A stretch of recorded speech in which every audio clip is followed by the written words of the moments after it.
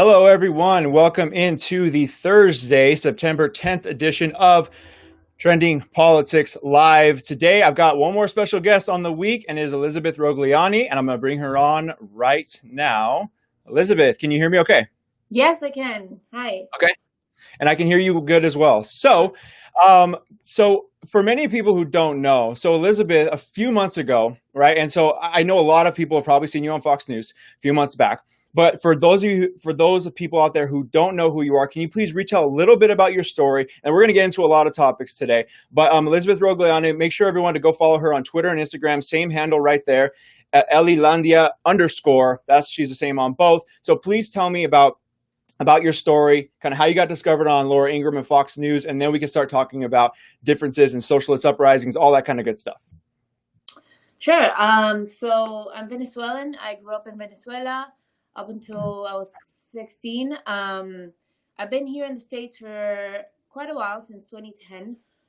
I pretty much kept my political opinions, at least about the U.S., to myself. I wasn't very vocal about it on social media. Mm-hmm. But recently I was getting very frustrated, and I started venting what my thoughts were on Facebook and a little bit on Instagram, but not as much originally. Mm-hmm. And my acquaintances were starting a little bit too many fights. So I just wanted a fresh place to just say what I wanted to say. And I went to TikTok, which I no longer use anymore. How controversial that place has gotten. Right. And I know you use it, Clayton, but it's just... Yeah, no, I get you. We can talk about that. The destiny of TikToks, I'm gonna kind of stay away from it. Yeah, I get that. I made a video drawing parallels to what I saw back home, to what I was seeing here when it came to the statues coming down, and politicians saying that they were going to change street names, and then corporations taking down movies because they were too controversial. Yeah. I made that TikTok and it went viral, to my shock, because I was very much a private person, at least private to an extent, Yeah. But TikTok allows things to go viral sometimes, even if you don't have a large following. Exactly. And so it picked up, and then it started getting more attention. Then it went to Twitter. Then it was just like a freight train that you couldn't stop at all.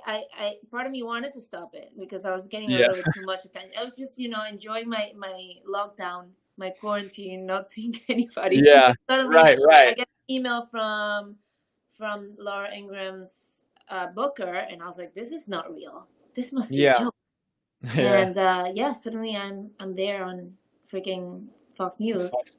And I started getting messages everywhere. Like, I would open a drawer and I was getting a message from someone from all the way across the country. Even I got messages from people from Ireland, the Netherlands. It was an intense 2 weeks. Now it's sort of calmed down and I've kind of adjusted, but the first 2 weeks were a bit much. Yeah. That's it. And so the thing that triggered that was actually, for anyone who also doesn't know, Elizabeth contributes on trendingpolitics.com. So many of you guys have probably seen her writings on trendingpolitics.com. I think it was about 3 weeks ago that you started writing.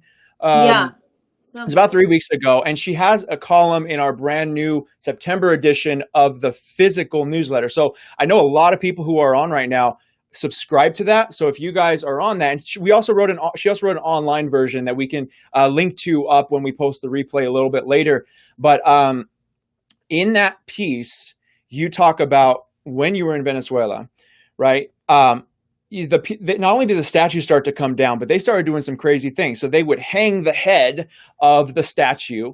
And tell me a little bit about how that all happened, because when you and I were talking off air, a few weeks ago, you were saying that at first it wasn't really Chavez backed, right? Like first, and then he kind of backed it afterwards. Can you tell me how that timeline went? So when he got power, and then how fast that started to kind of deteriorize? Yeah. So I'm sure you're familiar with the term revisionist history. This sort of parallel of like what the stories are of our historical figures. And I've studied in school that, Columbus was the guy that went and asked for favors in the kingdoms in Europe, and, really worked hard to get those ships and traveled to get spices because of what was going on over there. You know, I don't want to be too specific about it because I might make some mistakes historically. But basically, he wasn't looking to discover a new continent, but he happened to find one, at least new to Europe. Right. And the story that was told was like on his third trip, he came to Venezuela. He landed on the continent. That was his third trip. And because of that, because of Columbus and, you know, the courage that took, because let's be honest, like not a lot of people would go on that journey back then. I mean, imagine the difference. Yeah. So we have to at least recognize that, despite the flaws that he may have had. Yes. So we always just looked at him as like someone that really changed history in the course of history, you know, and not by any means perfect, but exactly. Yeah, you just said, I don't agree with the idea that he came in like looking to commit genocide. Like that's such an extreme point of view. But I have been hearing that in the U.S. for a long time since I've been here, and that was sort of the point of view that Chavez was embracing. You know, he didn't necessarily go after the statues, but under his leadership, people that had those views were emboldened. Yes. So because they thought, well, the highest office, the establishment in that sense, does back us, so we're gonna go and conduct a symbolic trial of Columbus. And in this symbolic trial, they condemned him for hanging. So they went and to the most prominent statue in Caracas of Christopher Columbus, you know, dragged it down and they just dragged it through the streets and hung the statue. And this was a work of art. Wow. Yeah. So, and like, it wasn't that the government sanctioned it, but it was sort of like permissive. They you know, they felt, oh, well, he's with us. He thinks the way we do.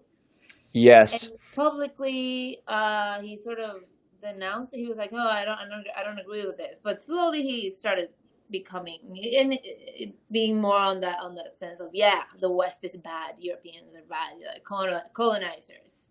All those, you know, that rhetoric. Yeah, so basically he denounced it kind of because he had to, but you know, eventually those started turning more, it started becoming more prevalent, because then I kind of want to use that to shift into the next topic that you just made a YouTube video on, and we'll post up her YouTube link here as well in the comments, description, and everything. But basically comparing Antifa to armed militant groups basically in Venezuela called colectivos. Now, can you tell me just like a brief summary about that? And then there's just a lot of different paths we can take that one, because there's a lot to talk about there. So kind of your main premise of the comparisons between the two. Well, what they did, and then maybe you know, how they were embraced at first, and then how that became maybe more normalized or something like that.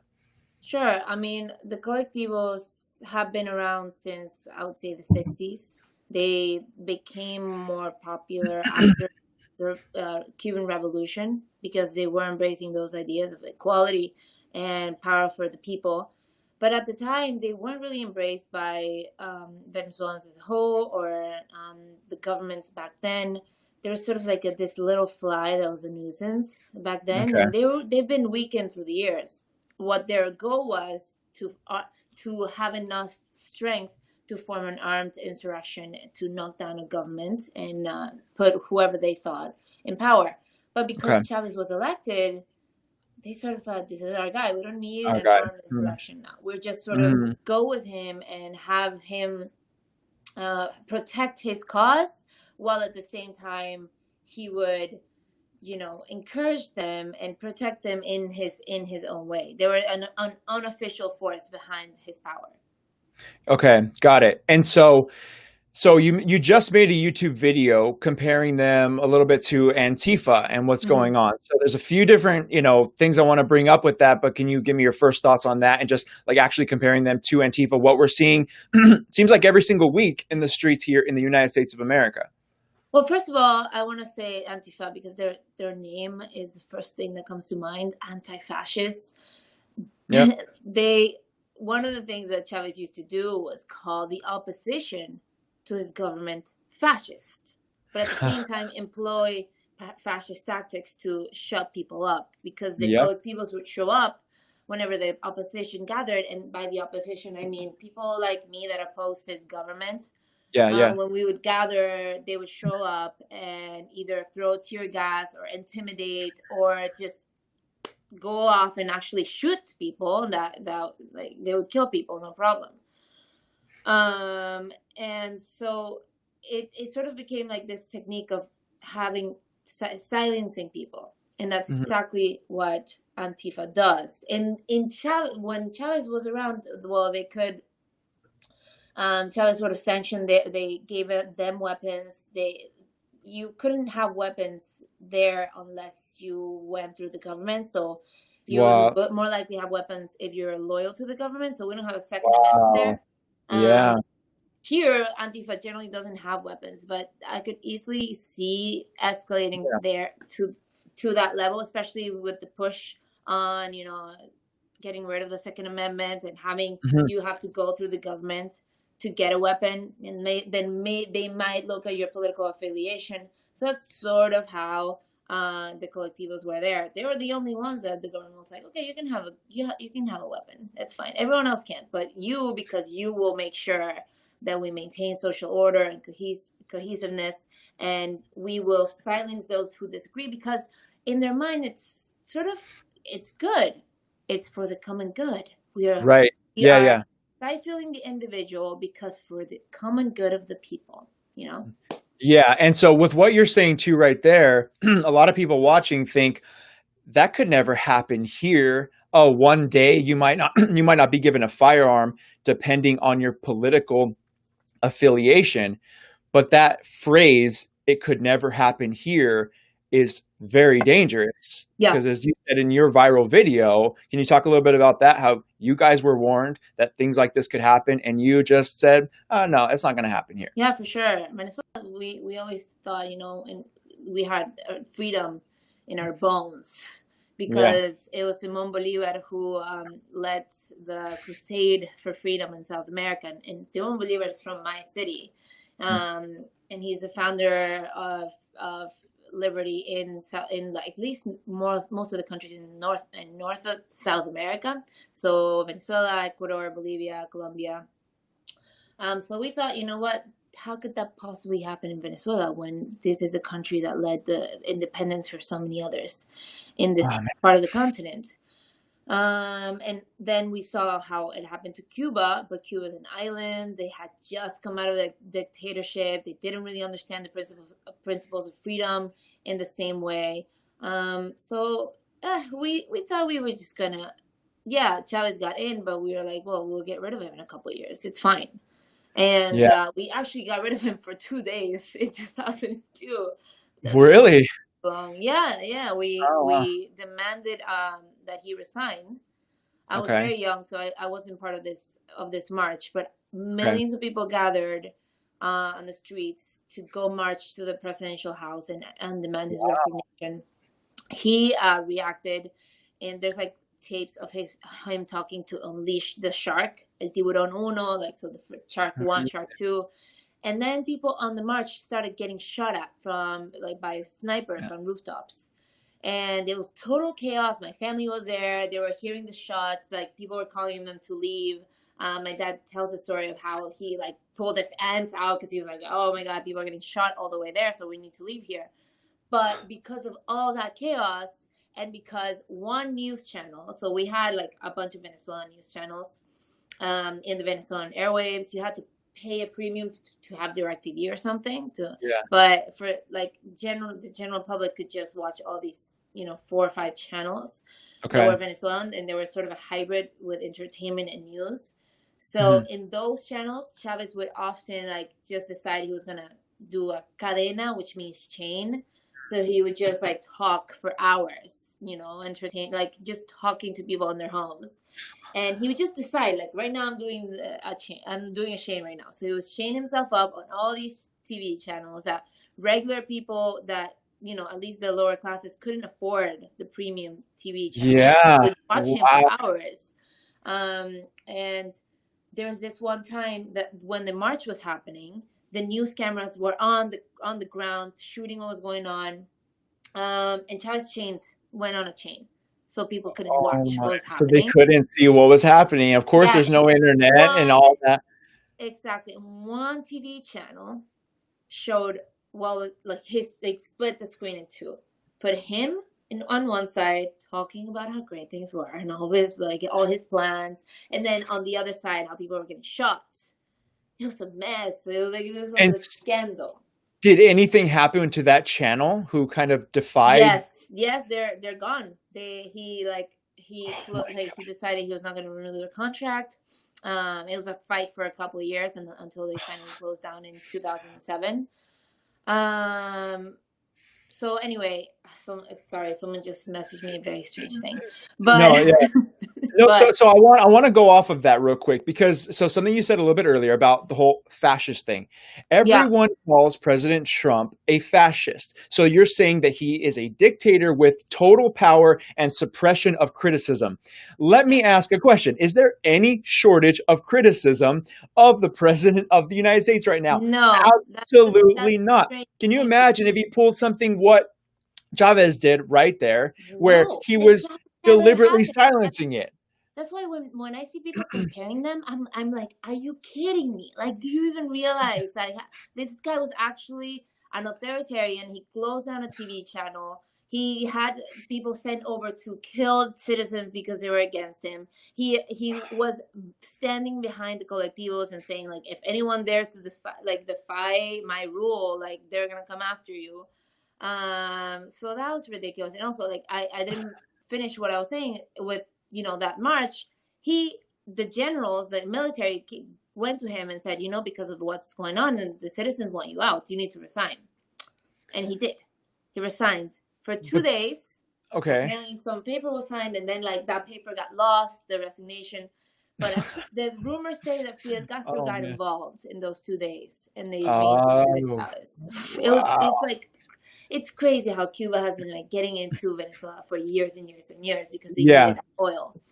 Yeah. And so, Yeah. okay, so so he takes over the media and Yeah. and it's funny, there's a guy, I don't know his name. He has a YouTube or he has a Netflix show. He's definitely a liberal, but he basically was talking about how China, censors, like you basically can't get a job in China in media if you criticize the Chinese president or whatever, President Xi.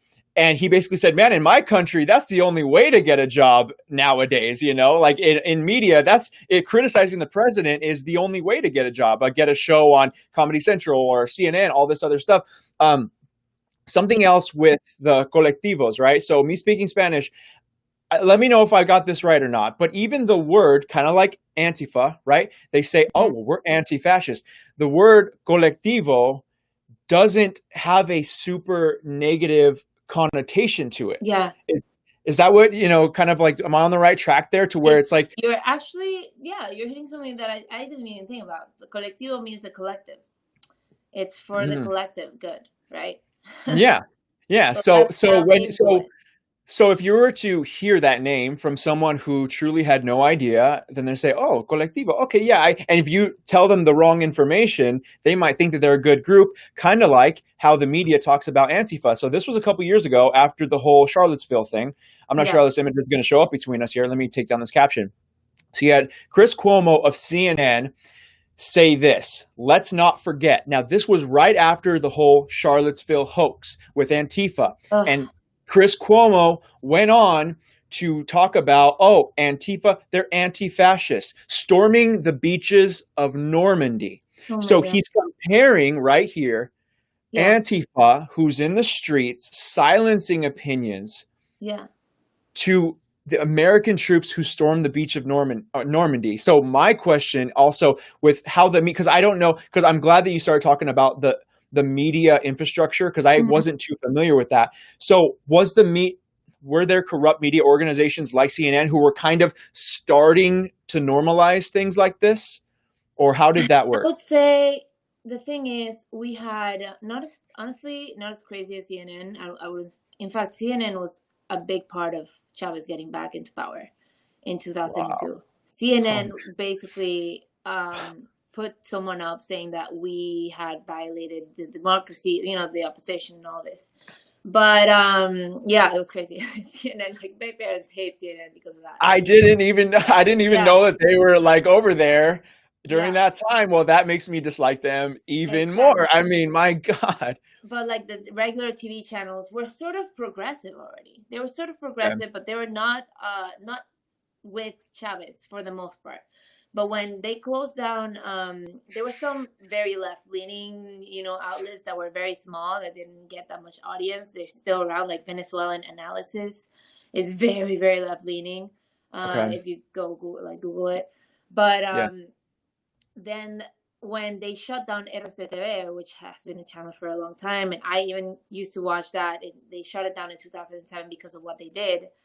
I remember watching all the actors, the producers, the writers go on the screen and tell us that they would come back, that they would be back on this on our living rooms, that this was like a temporary goodbye, and everyone was so emotional. And this was when it was hitting people of my generation because we were still really young when 2002. But this was when we were like watching our stars, our like actors that we used to watch on TV just say goodbye to us, like.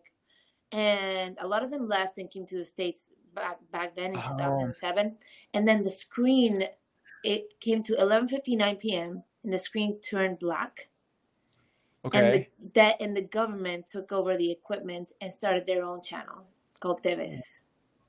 Oh my gosh. Wow. I mean, and people get mad at Trump when he just calls CNN fake news for Yeah, actually reporting that's fake news, and they say he's trying to silence free speech. And like, no, he's never done that. I mean, he's like the first president in a very long time who has exactly. called out the media in a big way and has not been afraid to stand up to them. I don't know if you were following the 2012 election closely at all. We could talk more about your political beliefs, like how they maybe evolved as well. But Yeah, like in 2012, Mitt Romney. Now, I don't know if you've heard the story, but his campaign was basically derailed because he was talking about getting women jobs, and he said, I have a binder full of qualified women who I can provide jobs to. yeah, That comment he got criticized for by the media by saying that he had a binder full of uh-huh. qualified women. Basically, they said, "Oh wow, you're just putting women as a number, blah blah blah." And so imagine what they get President Trump for now. Back in those days, that Mitt Romney comment was like nothing. I mean, it's not even Yeah, controversial. We're saying it now, but Mitt Romney didn't stand up to the media, and so he got pummeled by Barack Obama because a lot of conservatives are like, I don't know. So it's crazy how things have evolved, and I don't know what it is. I mean, I know Trump is so polarizing, so he's hard to take one side or the. It's hard to not just take one side or the other. But what were you doing politically in like 2016, or at least what were your opinions? Because you didn't start speaking out until a few months ago, but there yeah, have been these rumblings of socialism and things kind of brewing under the surface in the Democrat Party. Did you, I mean, especially with the uprising of Bernie Sanders in 2016, did you see that and start to say, huh, something is starting to happen? yeah. Or what was your reaction to that? Well, first of all, I wasn't really paying attention in 2012, at least not Okay. American politics. Yeah.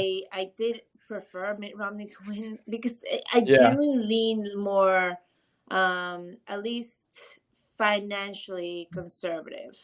Yeah. Because of what Yeah. I've seen so far, I was like, I guess I'm socially liberal, but more, fiscally conservative. That's what I would Yeah. think of myself, but I wasn't paying that much attention. That Yeah. Yeah. comment that Biden made in 2012, Romney. yes, it Right. would get Trump in trouble. Oh yeah. Yeah. It wouldn't get Biden in trouble, obviously. Oh For what? yeah. Of course not. No. No. No. No. In 2016, though, I didn't like Bernie Sanders or the rise of socialism.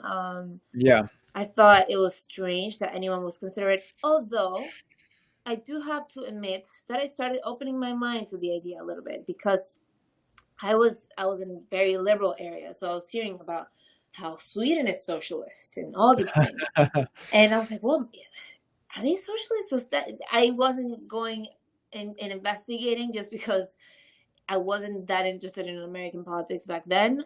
But it was like, oh well, if they're socialists, then maybe we did something wrong. I don't know. And I thought maybe there is something there, but I was still not fully on the bandwagon of, oh yeah, like, Yeah. maybe we Yeah. should try this. But I definitely think that I have changed my mind a lot about Trump. I didn't. I really started paying attention in 2016. I went from a neutral opinion of Trump, he's a businessman, whatever, to what the heck? This guy says all these things, because I had the idea that American media was, more respectable than they are. I've been really surprised to see that they're completely unhinged. Yeah, well, compared to what you came from, right? Compared to what you came from in Venezuela, you thought, Yeah. oh, how could it be that bad? Yeah. Yeah, I definitely, in fact, at least I thought most of Venezuelan media was okay, but from what I'm seeing here, at least not the Chavez TV channel that was dedicated Well, to yeah. propaganda. The other That's ones were like, crazy. yeah, Yeah. they're fine. They're somewhat leaning against Chavez, but they're still a little bit progressive. But this one, I was New York Times. I had no idea the New York Times was so biased. It's been Yeah. insane to discover that. So yeah, I definitely was against Trump in 2016, but mostly because of his personality. I didn't really was like, oh yeah, his policies are gonna be terrible. Like, no, Yeah. when I cooled down after he won, I sort of was like, it's fine, he won. And then I started seeing people that I respected say that they voted for him, or they Yeah. would say things like, oh, I appreciate that this policy or this policy. And I was like, well, I mean, obviously he can't do everything wrong, and there must be some good things that he does. Yep. And then at one point I saw some pictures of him just looking exhausted. And I thought, well, this guy has the weight of the world on his shoulders. And I sort of justified it in my mind as to say, well, he signed up for this. Like, of course they're going to criticize him. Yeah. Then I would see the amount of hatred he would get from people that I knew on Facebook and everywhere. And I was like, I feel like this is even, like, I remember seeing somewhat of that to Chavez, but I feel like they're even taking it to a different level. Yeah. And that's when I started being like, there's something off here. But I disconnected. I really disconnected from politics for a while, until I would say 2019, when I felt it was the culture that was changing, that the culture was telling me to behave a certain way, to look at myself as a victim, which I didn't like. And I didn't put these, all the self-help, like Tony Robbins guys telling you, like, believe in yourself, you can do anything, and Gary Vaynerchuk, that I also follow, saying all those things. And at the same time, the message was, women are victims of the patriarchy and all these things. Like, I feel like I am starting to look for that, and while at the same time I know that all the messages that I get of, like, you can do anything you put your mind to, and like, is it one or the other? And yes, so that's exactly. like, well, there's something in the cultural space that's failing us. And imagine if you are getting the message that you're a victim from a very young age, that the world is against you, that the country is against you. That's when I was like, imagine the marginalized communities, or if you're Black in the United States and you're hearing that from when you're young, or then how's your life going to be? How hard would it be to break away from that? And furthermore, and like, that was the cultural shift that I needed. I saw it in the culture, and then finally it reached. That's good. Yeah, and you talk a lot about culture, and like that's something that like really fascinates you, and that's awesome. So something on that note, right, is that, well, now you have the most influential, athletes like LeBron James, who continue now to push that down on young men in this country, and he is the most influential, one of the most influential human beings on the planet. And he's the one out there, a couple weeks ago, I talked about this with the Hodge twins a few weeks ago, or the other day, but he basically is saying, cops might wake up on the wrong side of the bed and say, today is going to be the end for one of these Black people. That's and ridiculous. I'm like, wait a minute.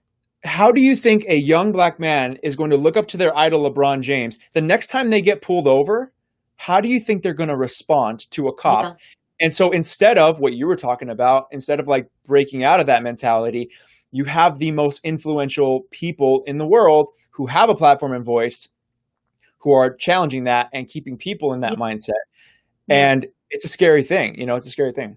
Yeah, I was looking for it for a while when I started hearing all of the patriarchy and all these things. when the message, especially when the Me Too thing was going on, Yeah. it was very strong. That propaganda, I was like, well, maybe I started thinking of in my life, like, oh, maybe there's a situation that I could have, that I let, I started Yeah. being too aware of to the point that I was looking for like victim, a moment where I was a victim, and I was like, this is Yeah. not good for me. This is not like I think I'm smart enough to know when I'm letting someone walk all over me, at least. Yeah. Yeah. So that was that. I think that is a very debilitating message for people. But Yeah. at the same time, I think LeBron James, this guy, I wonder how much of it he's doing for publicity. Yep. I wonder how much he understands of what he's doing, because I didn't really, I knew he was someone on the, an athlete. I didn't know much about him. Yeah. That was as far as my understanding of him was. And then suddenly he's all over the place. Yeah. And you know how they say there's no publicity that's bad publicity. I wonder how much of it he's being told, like, go jump on the political space right now because it's where it's at. Definitely. Yeah. Well, he's also, so a little bit of basketball history is something that he's trying to chase Michael Jordan, who is the greatest basketball player of all time. Yeah.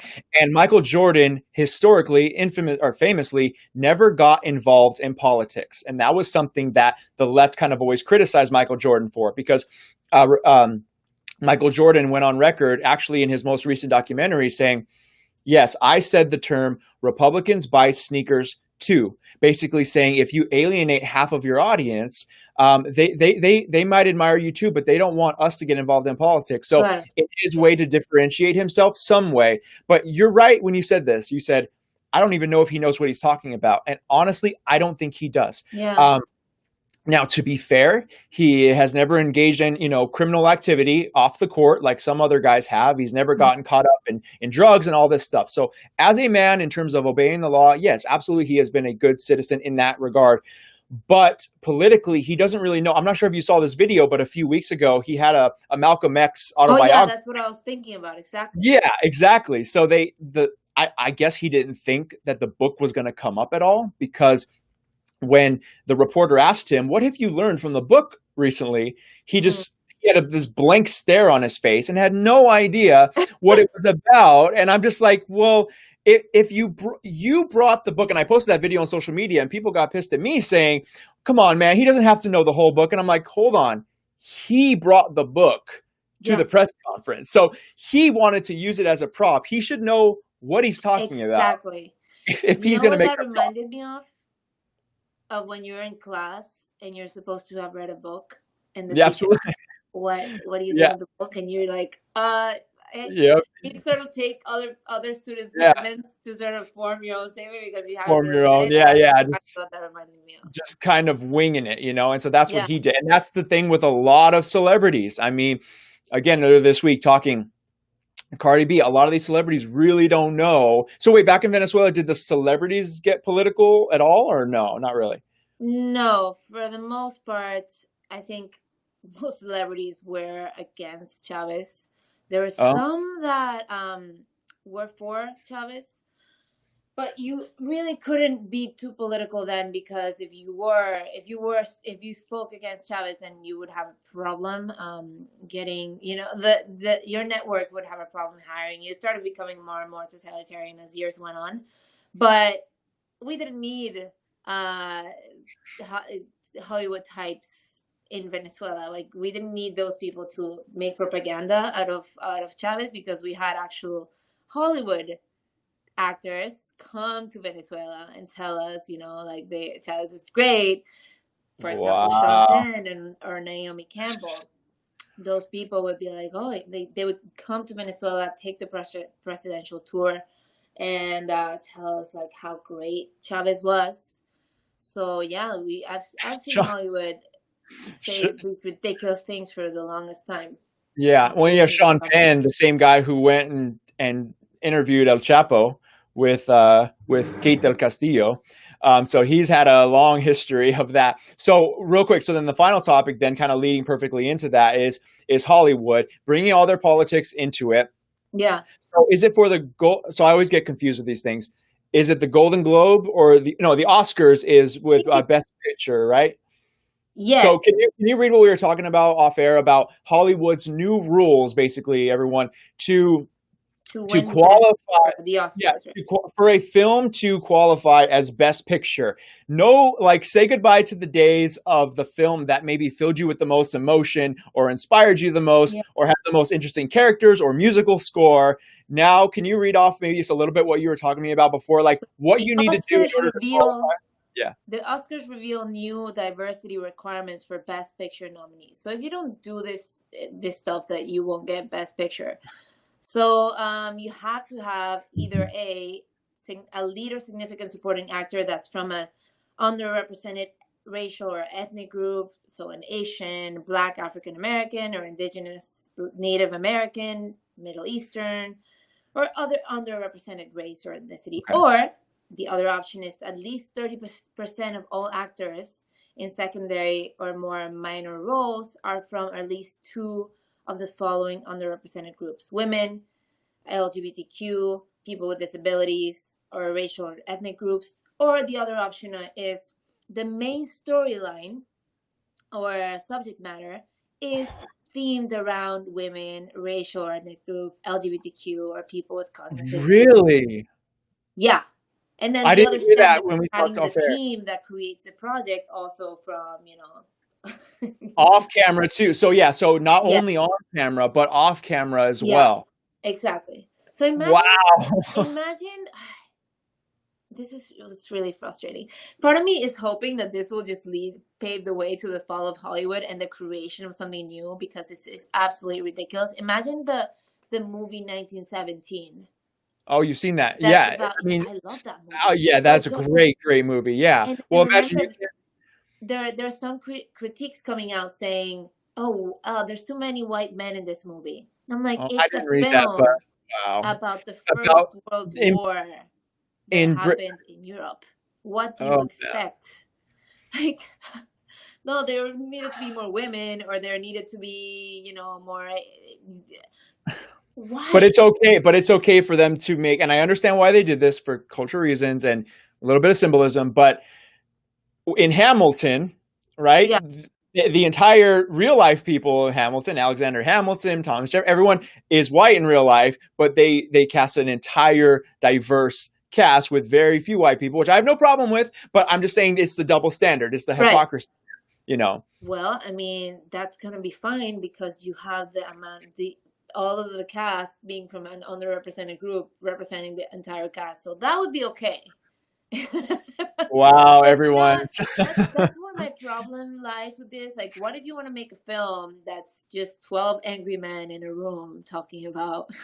It is Just actually a film. You couldn't make that film nowadays, because unless the theme was about some, like, I don't know, some story about women, and it's just men discussing it. But yeah. so it would be okay if it was 12 angry women instead. I just think this Well, oh, mandating so I get what or you're saying there. So it's like, so that's the thing. So there are these rules here, and so everyone, I haven't checked the comments yet, everyone, but let me know what you guys think here about the Hollywood thing. Because think about this: there are movies, like you said, set in certain time, certain locations, and certain periods of time. So Mhm. I'm thinking of some of my, even though he's super liberal, one of my favorite filmmakers is Quentin Tarantino, and he has this movie called Inglourious Bastards, and that's set in 1940s France, and there's one black person in the entire movie. So he would not, like, one of my favorite creators who is a staunch liberal and who has called cops terrible names, who hates President Trump, by the rules that his own people are setting, the Yeah. people on his own political, Quentin Tarantino would not have been available to win Best Picture for that film. Same thing with Once Upon a Time in Hollywood. It's a mostly white cast. Why? I mean, it is set, I mean, I'm not saying there were only white people in 1970s Hollywood, 1969 Hollywood, Yeah. but the cast that he decided to focus on was all white. So on Quentin Tarantino's own, his own party would basically stop him from winning an award, even if that film was amazing. Yeah. How does this make any sense? I mean, that's the problem that they're creating for themselves. They're not allowing any creative freedom. Uh, and you're just engineering these stories because, for example, Girls. I didn't watch that show. I wasn't really a big fan, but I Oh, remember it's like I think all the girls that are living in New York, four of them are just white American girls. And people were criticizing it because they were minorities.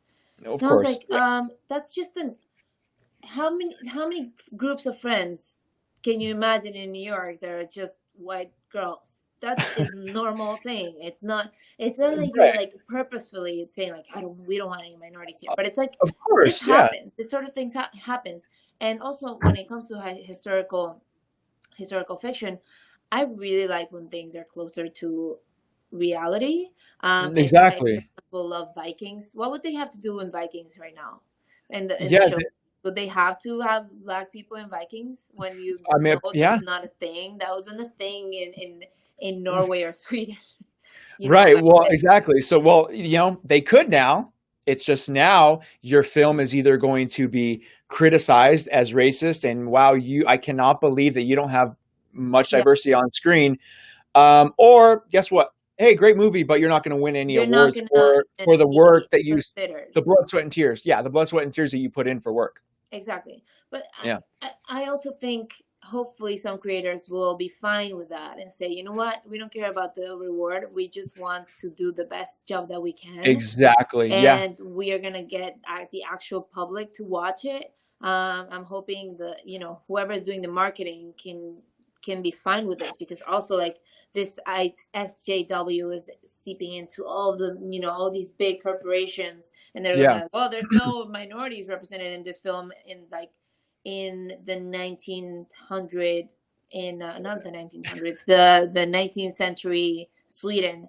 Sweden. So you know what, like we can't publicize this. It's absolutely Yeah. ridiculous, Well, but so I'm it, hoping I mean, it'll lead to like the end of this stupid Hollywood reign and the born yeah. like something else being born. Smaller creators and people are seeking out new content. I Yeah. watch a lot of international content now because I feel like the SJW ideology is too on the nose on these shows these days. This past Yeah, few years. it's pretty egregious, pretty blatant. Well, it's a thought that I just had now is Yeah. that this actually has an interesting effect on it because now if you win Best Picture, Hmm. it kind of waters down your accomplishment now. If you think about it, because now you're being told, hey, your picture is great and it's mostly because of the diversity, but the audience might not think that it was that great of a movie, but Yeah. just because you had diversity, and it's kind of like, I'm sure you didn't know about this, but okay, so there was a proposed rule that didn't go through yet. Now, it might go through in the years coming, but in the National Football League, there was a rule that would basically say if you have a black head coach and a black upper management, we're going to give you better positions in the NFL draft, meaning you're going to be able to draft better players if you have more minorities in upper level positions. So that rule got shot down. And then think about this. This is also athletics, but you have a lot of black conservatives coming out and saying, I want to be recognized for what Martin Luther King said. Yeah. By the content of my character, or in this instance, how good I am at a job. And you have a lot of people who are saying, I don't want a job just because it's going to benefit your organization because of Yeah. the color of my skin. And Right. now, like, that's seeping into Hollywood. Well, that's already deeply ingrained in Hollywood now, I guess, Yeah, exactly. And then you get hired and you wonder if it was because of your ability or is like, oh, maybe someone else got passed up because I am whatever color they want. Yeah, So exactly. that is a huge, I mean, and Yeah. I wonder how far this ideology is gonna go. I wonder if it's gonna go into other parts of other types of professions. And imagine in like the medical profession, be like, I never well, thought we about that, need but I never thought about that, but in this world, why wouldn't it happen? Like, seriously, why you have wouldn't that? diverse staff in your hospital. You Yeah, need like I could see that happening now. Like, honestly, like now that you say it, I never thought about that concept in my life, but why would they differentiate from what they're already doing in every other industry? I'm sure it's happening in education as well, right? Yeah. This whole thing about culture, about what the media is pushing, the SJWs, the celebrities, all this to finish off by saying is that honestly, I think that the American people are waking up to this all the. Hopefully. I mean, the ratings for the Oscars keep going down. Why? Because you have Jimmy Kimmel going up there and constantly saying how racist President Trump is on the stage while he's doing these awards. And people are tuning out. There was actually, I need to find the video. It was after 2016, but there was like the psychologist who basically talked about the anti-celebrity effect. Is when they think that the elites are with one side, they kind of they feel left out. And of course, you have some people who are going to vote for Biden just because Cardi B does, and those people are lost causes. We don't want to worry about them. Yeah. But the average Americans, who can think for themselves, like, why am I going to let these celebrities tell me what my political opinions should be? Exactly. So I hope that everyone on November 3rd wakes up, because this has been happening for a long time. And you know what? You're a perfect example of someone who you wouldn't have voted for President Trump in 2016. And now that has changed. Like, that's something that you stand behind, support. And all of that came from the revelation of truth that you came across every single day. And something you said was really awesome. You said that President Trump looked like he had the weight of the world on his shoulders. I mean, imagine the year he got inaugurated, Kathy Griffin, this far left liberal actress or comedian, whatever she's supposed to be, held up a mock bloodied stump of a head of President Trump.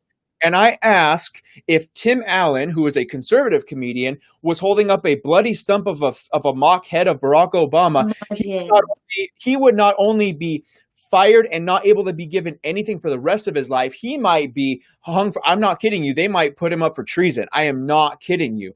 But President Trump does it, and the celebrities, they go, hey, I can't technically put you on my show anymore, but, we're good. We're good. It's so ridiculous how people keep saying that he's a fascist, and you're like, well, you're making millions of dollars bashing him. And no one's showing up at your door. No one's showing up at your door and arresting you. So that's not very. It doesn't sound like he's very good at being a fascist. If the most popular comedians or actors are like totally fine going. Yes. I mean, Stephen Colbert, Jimmy Kimmel, Jimmy Fallon Saturday Night Live would not have any material if they didn't trash President Trump. What would they talk about? I have no idea. I have absolutely no idea. And so, I guess we can end there. That's awesome. So, so Hollywood there, I think we talked about that. Antifa, Venezuela. Okay, I think we covered it all. But everybody, this is just kind of just a general thing, just to the audience still watching and for the replays here coming up, is that we posted a video up on Trending Politics, the YouTube channel. If you're watching this on YouTube, make sure you're subscribed. But it's talking about, the four parallels that are coming together now. So you have Hillary Clinton telling Joe Biden not to concede the election. Now you have the media on the bandwagon saying, hey, don't count the votes, don't celebrate until all the votes are counted. Number 3, now you have violence against President Trump being normalized. Nancy Pelosi saying he might need to be fumigated out of office, and Andrew Cuomo saying that he's going to need an army to protect him if he comes to New York. And now Facebook, and this is on Facebook. So guys, if our feed gets cut, you know what happened. Facebook is now saying that they are going to stifle people who claim victory election before all the votes are counted. So they are setting us up for this, guys. Make sure you check out that video on the Trending Politics YouTube page, because some scary things are happening. And then, did you have any final words, anything to say about that? No. And then what I'll do is I'll send people over to all your different properties. I'm just going to echo most of the people here saying Trump 2020. There you go. You need someone in the highest office to stand up to all these things. Because imagine if whoever gets elected actually sanctions all these crazy nonsense. They're like, yeah, we're fine with that. We can actually get the government involved now. Then it's essentially going to turn into thought policing if people don't comply. Exactly. I mean, with Joe Biden, he's such a weak man that who in the world thinks that this guy is going to stand up to anyone? I feel like Antifa and Black Lives Matter are going to be like, all right, yes, can you please sign this? Okay, cool, we want this. All right, we're out of here. And if not, okay, oh man, this just hit me.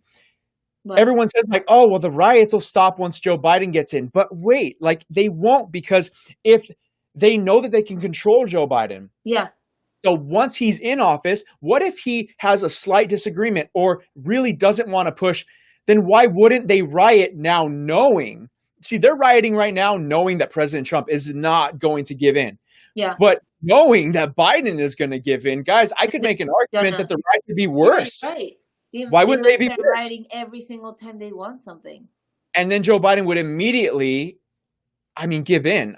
I never ever thought about that, but it's definitely something to, yeah. And then also had someone in here saying that President Trump has failed us during this pandemic, and in much respect to you, but I have a very, very special video coming for you guys because, yes, yesterday, you guys, I didn't get a chance to cover it, but President Trump, an audio was leaked of him saying something about downplaying the virus because he didn't want panic. And everybody, I've got a very good long-form video coming out on that because at the end of the day, nothing changes. I feel like, so what? Exactly. So he was downplaying. So he didn't want to create a panic. Okay. Yep, and there was a panic anyways, and so, but now you have Dr. Fauci coming out and saying there was nothing different that we really could have done, and so now the challenge is with a lot of our audience though is that, and you made a video about this in terms of like sharing your political beliefs, right? When someone knows that you're a Trump supporter or a conservative, they make you defend it to the death. I may be generalizing, but I have not met too many Trump supporters who are pushing their liberal friends. Oh yeah? How about your boy Joe Biden? What do you have to say now? It's pretty much anti-Trump supporters who are coming up to us saying, oh yeah, what do you think about Trump's latest comment? Oh, what do you think about this? So I think it's really good for you to keep getting your information out there, for us to keep getting information up on trendingpolitics.com, which you contribute to, as I said earlier, because it gives people these facts and these tools in order to kind of go to debate battle, if you will. Not that I love debating, but I will tell you this, and we can end with this, is that if I've found, and this obviously worked with you, but if you can expose someone being lied to once, like, hey, the media lied to you about this, and here's proof about that, the reasonable people in the world will open their eyes and say, oh, wow, you're right. And something else that happened with you is you saw people who you respected supporting President Trump, and that changed your mind too. That's happened in my family too. I have people who eventually find out what I do for a living, and believe it or not, after millions and millions of views, there are some family members who have still not know what I do. And when they find out, they kind of say, okay, well, hold on, it's Clay, so let me think about it a little bit more. Right. Or if I tell them something, and so I think everyone, the great rule of thumb, just be a good person. Don't be combative. Don't, stick people with a fork, and like, just talk to people. And so you made a video about that, and maybe lead that into your YouTube channel, what you started doing. So you made a video about that, right? About when you're a Trump supporter and when you feel silenced, Self-censoring yourself. Yes. So you push back a little bit, have real conversations, because in general, people that really do consider you a friend and they respect you in some way, they've talked to you and they know who you are, they're not going to think, well, this person, they're racist suddenly. Yeah. That might be the people that are radicals in their views, and maybe you don't want to have them around, at least not until they come into understanding of where they're going wrong. But for the most part, I've had my actual friends that disagree with me ask me, what about this? What about that? And that sort of primes the conversation a little bit. Absolutely. So Elizabeth she just published another video today that kind of touched more on what we talked about today. But last week, she also posted a YouTube video that goes into depth about that subject. Very, very good advice. So on Twitter and Instagram, Elilandia _ Elizabeth Rogliani. Just type in her name and her channels will come up as well. And then also we're going to be posting the links in the comments and everything like that. So Elizabeth, thank you so much for coming on. We're going to be doing things like this more often. We're going to try to put together kind of like a roundtable panel. We were discussing it last week with a few different people. So that's going to be a lot of fun. Everyone else, you guys know the drill. Tomorrow I'll be back live at 12 p.m. Pacific, 3 p.m. Eastern. Stay on here for a second afterwards so I can get you the replay information. Sure. And then, yes, everyone. So same thing tomorrow. Tomorrow, guys, I am going to be going depth into this whole coronavirus, Fauci, what Trump said, what he didn't say. You guys are going to want to be on for that because it's going to give you one of the most comprehensive timelines that you guys have seen. So everybody else, you guys all have an amazing rest of your Thursday. These weeks are going by super fast. The selection is coming up super fast. So everyone, you have a great rest of your day, and we will be talking to you guys very soon.